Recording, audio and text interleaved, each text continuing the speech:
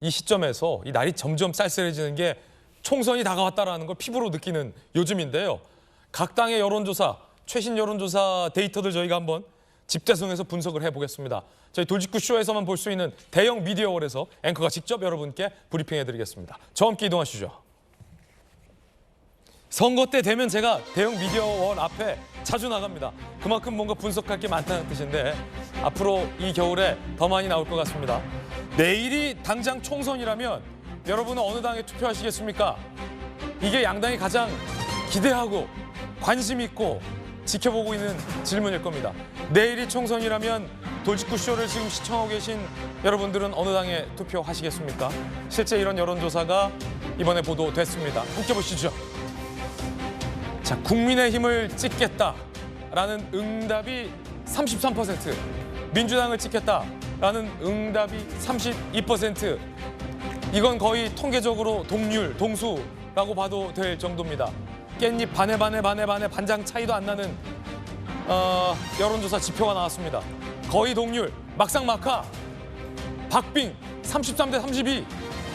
야, 이거 이대로라면 누가 어느 당이 이길지 한 치 앞을 내다볼 수 없다라는 의미이기도 하고, 만약에 이대로 쭉 가게 된다면 정말로 0.몇% 차이로 서울 수도권의 수많은 지역들이 당락이 갈릴 수 있다라는 접전 양상으로 총선이 펼쳐질 수 있다는 의미이기도 합니다. 또 하나의 변수는 지금 무응답, 지지정당 없다가 꾸준히 18%대를 유지하고 있다는 겁니다. 이거 굉장히 많은 숫자입니다. 20%에 가까운 응답이 지지정당이 없다라고 여전히 말을 하고 있기 때문에 내년 총선에서 이 18%의 중도층을 누가 더 많이 뺏어오느냐, 누가 더 많이 이들의 마음을 훔치느냐에 따라 선거의 결과는 갈릴 수 있다라는 의미이기도 합니다. 이당 여당, 이당 저당 딱히 지지하는 것 같지 않은 강력계 형사가 보기에 이 여론조사 결과 어떻게 보십니까? 요 질문 들어갈 줄 예상 못했죠? 예. 일단은 수치가 33, 22 오차범위라서 의미가 없을 것 같고 전체적인 흐름을 봐야 하는데 국민의힘, 더불어민주당 모두 총선을 앞두고 슬슬 지지율이 올라가고 있는 것 같습니다. 네. 무엇보다도 앵커가 언급한 것처럼 지지정당이 없는 분들이 상당히 많고 여론조사는 무응답으로 일관하는 분들도 상당히 많아서 그들의 움직임이 결국 총선의 판세를 결정할 것 같습니다. 무엇보다도 이 조사에서 자신을 중도층이라 밝힌 사람이 어느 정당을 지지하는지 물었을 때 오히려 더불어민주당을 지지한다는 비율이 더 높았던 것 같습니다. 이 수치보다는 이 중도층으로 자신을 표현하는 분들 또는 지지정당이 없다는 분들이 어느 정당을 지지하는지 그 추세가 더 중요하다고 보여집니다. 그래서 저희가 양당의 지지율 추세를 준비했습니다. 두 가지 최근 여론조사 준비했는데 먼저 한국갤럽의 어느 정당을 지지하느냐라는 정당 지지율 여론조사 결과 추세 그래프를 대형 미디어월에 한번 띄워봤습니다. 여론조사는 숫자보다도 이 추세를 보는 게 더 정확합니다. 1, 2, 3, 4라는 숫자는 여론조사 기관마다 다르기 때문에 한 여론조사에서 한 당이 어떤 지지율의 그래프를 보이느냐의 흐름과 추세가 더 중요하다고 볼 수 있겠습니다. 자, 처음 보실 여론조사는 한국갤럽의 여론조사인데 결과만 놓고 보면 국민의힘을 지지한다라는 응답이 34%, 민주당을 지지한다라는 응답이 33%입니다. 그런데 이 그래프를 좀 보면 흥미롭습니다. 10월 둘째 주에서 10월 셋째 주로 갈 때 국민의힘의 지지 그래프는 하락세, 그런데 드라마틱하게 반등세를 보이고 있다가 다시 미세하게 조정되는 양상입니다. 민주당은 반대 양상을 보이고 있습니다. 34, 34 동률이 가다가 국민의힘이 크게 오를 때 민주당이 크게 떨어지는 그래프. 하지만 다시 미세 조정되고 있는 국면, 결국 34대 33이라는 접전 양상으로 펼쳐지고 있습니다. 또 다른 여론조사 기관의 정당 지지율도 준비되어 있습니다. 이번엔 리얼미터 여론조사 결과인데요. 앞서 한국갤럽 여론조사와는 좀 차이가 납니다만 민주당이 44.8, 국민의힘이 37.7의 지지율을 보이고 있습니다. 그런데 이 흐름이 중요한데요. 민주당의 지지율 흐름은 50.7%에서 44.8%로 다소 떨어지고 있는 양상, 국민의힘은 32.0%에서 37.7%로 반등하고 있는 그래프 양상을 보이고 있다는 점도 상당히 흥미로운 대목입니다. 자, 양당 두 분 의견 들어볼 텐데 먼저 비전 전략실장께서 보시나요? 어때요? 지금 저는 그 민주당과 우리 국민의힘이 대부분의 여론조사에서는 사실 그 박빙으로 붙어 있다고 보는 게 정확할 것 같습니다. 네.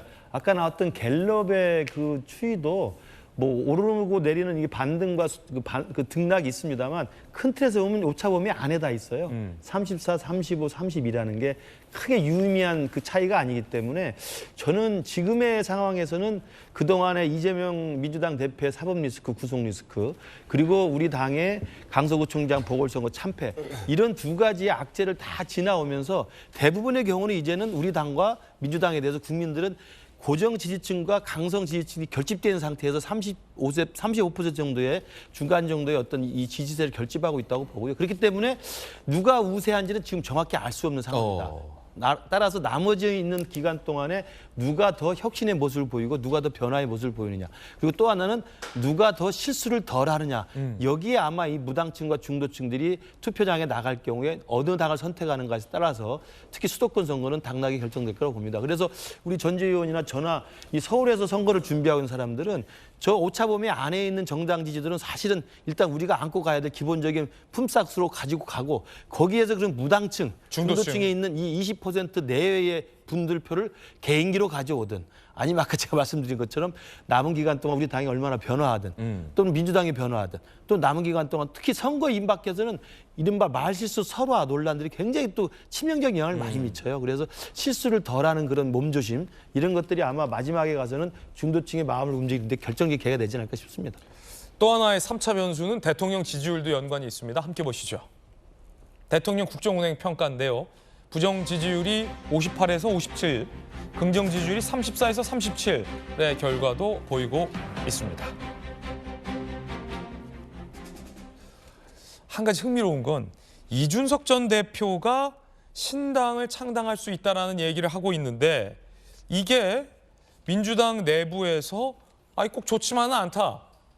이준석 신당이 민주당에게 손해다. 뭐 이런 분석과 보도도 나왔습니다. 함께 보시죠. 민주당 전략기획위원회 내년 총선 정당 투표율 분석한 내부 여론조사를 공유했는데 당 관계자에 따르면 신당 이탈률, 이준석이 신당을 차릴 경우 민주당 지지층이 국민의힘보다 이준석 신당으로 더 많이 빠진다. 특히 젊은 층에서 많이 이탈한다라는 분석이 제기됐습니다. 네, 그래서 비슷한 여론조사도 지금 나와 있는데 이준석, 유승민 신당 창당 시의 정당 지지도입니다. 그런데 이 뉴스토마토가 실시한 여론조사에 따르면 38.1%가 민주당. 민주당 지지자가 나 그럼 이준석, 유승민 지지할게 라고 의사를 밝힌 것으로 나왔습니다. 그리고 정당별로도 한 번 더 보시죠.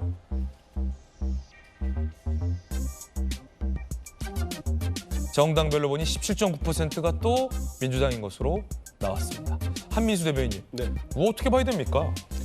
네, 일단 우리 당이 자체 조사를 했는지는 잘 모르겠습니다. 네. 제가 뭐 공의를 못 받을 수도 있는 거고 저런 기사가 어떤 자료를 가지고 썼는지 잘 모르겠는데 아마 뉴스토마토가 금방 조사한 내용 있잖아요. 네. 그거를 같이 그것도 얘기했을까 싶기도 해요. 저희들이 뭐 이렇게 참고용으로 자료에 살짝 붙여놓는 경우는 있는데 일단 보면은 글쎄요 저 조사가 어느 정도 이제 맞는지 이런 걸 좀 봐야 될 것 같습니다. 그렇죠. 정확도가. 네, 그런 것도 봐야 되고 현재로서는 뭐 다른 데도 보면은 무당층, 이른바 지지 정당이 없거나 모른다는 비율이 상당히 높습니다.